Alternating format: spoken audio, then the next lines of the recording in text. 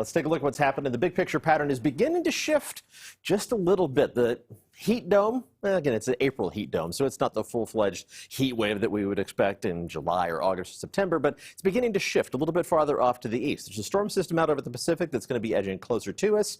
Gradually, that's going to kick in a stronger onshore breeze, which means a reduction in temperatures. It's already happened around the bay. It's going to happen inland as we head through the rest of the weekend. The fog is visible in the distance as we look towards downtown Oakland.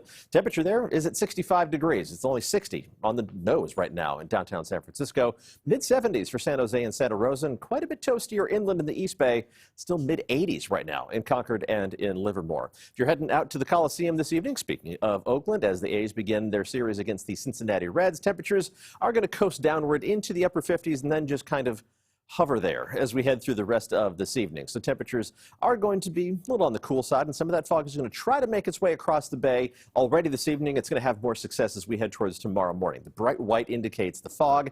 The duller shade of gray indicates some cloud cover farther up in the atmosphere. So quite a bit of fog around the bay, even spilling into some of the inland valleys to begin the day Saturday.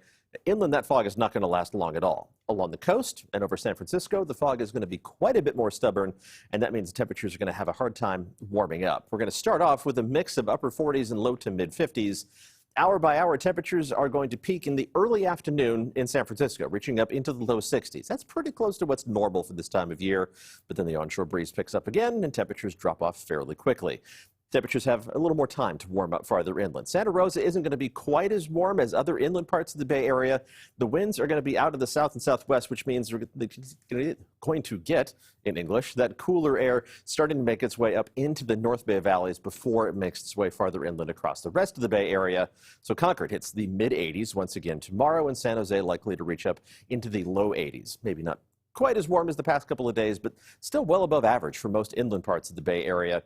But the cooler air is going to push farther and farther inland as we head into the second half of the weekend, with the winds really picking up on Sunday. Some 25 to 30 mile an hour gusts to begin the day Sunday. Those really accelerate as we head towards midday and into the afternoon. 25 to 30 mile an hour gusts inland by Sunday afternoon, 30 to 40 mile an hour gusts along the coast. That's certainly strong enough to push that cooler marine air farther into the inland valleys. We'll add a chance of rain showers to the mix on Monday. Only about a 1 in 3 chance of rain Monday, of anything more than a trace, but a better chance for everybody on Tuesday. And despite the cooler temperatures, the atmosphere is going to be unstable enough that we could hear a few rumbles of thunder on Tuesday. It's a non-zero chance of thunderstorms, which is kind of remarkable for the Bay Area. Temperatures are going to remain below normal through the entire first week of May.